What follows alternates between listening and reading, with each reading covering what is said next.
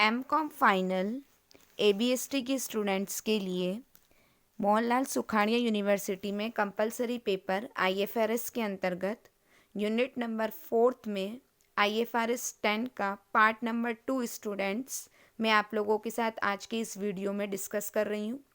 First of all wish you a very happy new year 2021, that is 2021 आप सभी के लिए बहुत ही शुभ हो। इन सभी शुभकामनाओं के साथ मैं doctor Sneha Babel, assistant professor accountancy and business statistics, government Meera girls college Udaipur, आप लोगों के साथ आईएफआरएस 10 के जो आगे के प्रोविज़न्स हैं वो डिस्कस कर रही हूँ। अब तक स्टूडेंट मैंने आप लोगों से डिस्कस किया आईएफआरएस 10 कंसोलिडेटेड फाइनेंशियल स्टेटमेंट, समेकित वित्तीय विवरण। आईएफआरएस 10 जो है consolidated financial statement outline the requirements for the preparation and presentation of consolidated financial statement, requiring entities to consolidate entities its control. Control requires exposure or right to variable returns and the ability to affect those returns through power over an investee. यानी कि parent company और subsidiary company, parent यानी सूत्रधारी company और subsidiary यानी सहायक company. तो parent company के द्वारा जब सूत्रधारी कंपनी को टेक ओवर किया जाता है, कंट्रोल किया जाता है, जो कंट्रोल का मीनिंग है मैं आपको पूरा डिटेल में समझा चुकी हूँ मेरे पहले वाले वीडियो में। तो उसके परिणाम स्वरूप पेरेंट कंपनी के द्वारा जो है वो अपनी बुक्स में CFS that is consolidated financial statement जो है वह प्रिपेयर किए जाएंगे। सो IFRS 10 का जो मेन ऑब्जेक्ट था वो यही है कि to establish principle for the presentation and preparation of consolidated financial statement when an entity controls one और more other entities. So this is the main objective of the standard. इसके अंतर्गत हमने consolidated financial statement कैसे बनाएंगे वो सीखा। Control क्या होता है, an investor determine whether it is a parent by assessing whether it control one or more investors. Accounting requirements क्या है और इन्वेस्टमेंट एंटिटीज जो हैं वो क्या है। क्योंकि एक investor controls an investee when is exposed or has rights to variable returns from his involvement in investee that is subsidiary। उसका ये right है, ये अधिकार है कि वह उसके रिटर्न को जो है variable returns from his involvement, पूरी तरीके से उसका इन्वॉल्वमेंट है, has the ability to affect those returns through its power over the investee. Power क्या, existing rights that give the current ability to affect the relevant activity of the investee. Consolidated financial statement, the financial statement of a group presented as those of a single economic entity. यानी parent company अपना separate financial statement बना रही है, subsidiary company अपना separate financial statement बना रही है, दोनों को ऐड लाइन बाय लाइन जो एडिंग होगी ग्रुप में वो कंसोलिडेटेड फाइनेंशियल स्टेटमेंट कहलाएगा। कंसोलिडेशन प्रोसीडियर जो है वो इसमें अप्लाई होगी। So देखिए student, the aim of IFRS 10 is to establish a single control model that is applied to all entities including special purpose entities। यानी कि इसमें सिंगल कंट्रोल मॉडल को अप्लाई किया गया है। सो ऑब्जेक्टिव बार बार मैं आपको कह रही हूँ कि establish principle for the presentation and preparation of consolidated financial statement when an entity controls one और मोर एंटिटीज। यानी इसके मेन पार्ट क्या IFRS 10 के, CFS, कंट्रोल, अकाउंटिंग रिक्वायरमेंट और इन्वेस्टमेंट रिक्वायरमेंट। मेरे पहले वाले वीडियो में मैं आप लोगों से CFS और कंट्रोल मॉडल के बारे में फुल्ली जो है वह डिस्कशन कर चुकी हूँ। आज के मेरे इस वीडियो में आप लोगों के साथ में जो प्रोविज़न या डिस्कशन होगा वो होगा अकाउंटिंग रिक्वायरमेंट्स पे और इन्वेस्टमेंट एंटिटीज़ के ऊपर।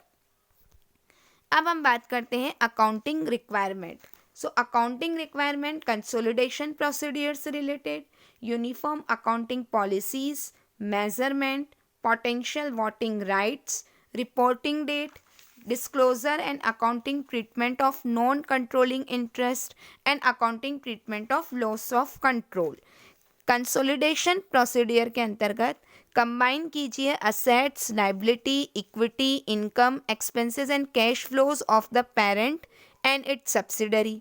फिर ऑफसेट करो या एलिमिनेट करो the carrying amount of parents investment in each subsidiary with its portion of equity of the subsidiary. जो उसने सब्सिडरी में अपना कैरिंग अमाउंट इन्वेस्ट किया है उससे.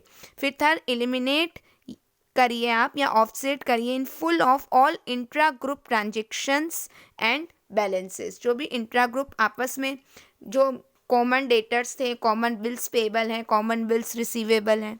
Uniform accounting policies. Parent and it's subsidiaries must have and apply uniform accounting policy. SLM method depreciation का subsidiary ने करा है तो पेरेंट को भी वही करना है, या WDV अगर पेरेंट ने किया तो सब्सिडी भी वही अप्लाई करेगी. लीफो मेथड चला है स्टॉक वैल्यूएशन का तो दोनों में लीफो ही होगा.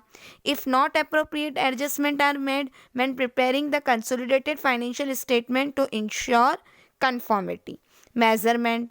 Consolidation of a subsidiary begins from the date the investor gains control of investee and ceases when the investor loses control of an investee.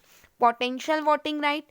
CFS are prepared solely on the basis of existing ownership interest. The consolidated financial statement do not reflect the possible exercise or conversion of potential voting rights and other derivative unless in substance an interest is as a result of transaction that currently gives the entity access to the returns associated with an ownership interest.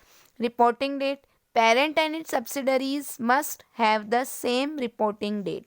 If not, the subsidiary for consolidation purpose prepare additional financial information as the same date as the financial statement of the parent unless it is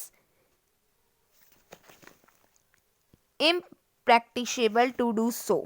The difference between the reporting dates shall not be more than 3 month. ये important है. Reporting date में 3 महीने से ज़्यादा का नहीं होना चाहिए अंतर.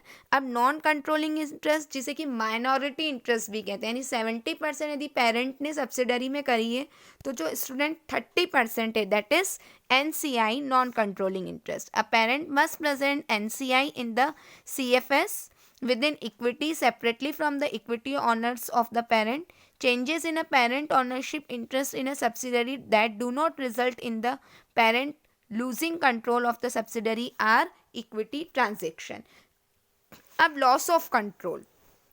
If the parent loses control of the subsidiary, the parent shall derecognize kari assets and liability of the former subsidiary, recognize any investment retained in the former subsidiary at its fair value when control is lost and subsequently accounts for it. Recognize the gain or loss associated with the loss of control in profit and loss. IFRS 10 का exception क्या है? IFRS 10 का exception है investment entities. Investment entities shall not consolidate its subsidiaries but rather measure an investment in a subsidiary at fair value through profit and loss in accordance with IFRS 9. So investment entities की अगर subsidiary तो IFRS 9 के अंतर्गत fair value through profit and loss के accordance वो क्या करेगा, major करेगा. Unless if an investment entity has a subsidiary that provides service that relate to the investment entity's investment activity, it shall consolidate that subsidiary. तब करेगा. A parent of an investment entity shall consolidate all its subsidiaries including the investment entity and the entities controlled through that investment entity unless the parent itself is an investment entity. So example of investment related service: investment advisory service, investment management, investment support. So investment entities क्या हैं?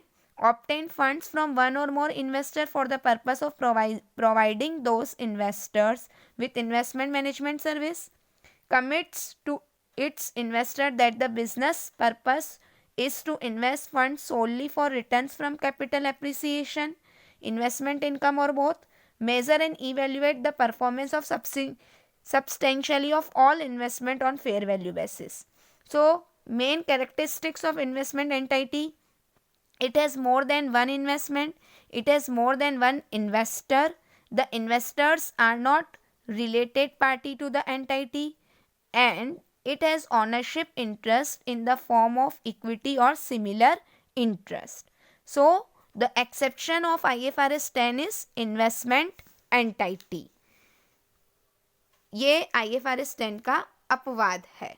So, in conclusion, IFRS 10 does not change the consolidation procedure, but does change whether an entity is consolidated by redefining the definition of control.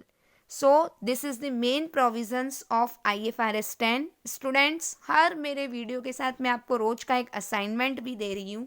Now, today's assignment for you: what do you mean by investment entities under IFRS 10? So, student, stay safe, stay healthy, and do your work neatly and carefully, and be ready for your final examination. Thank you.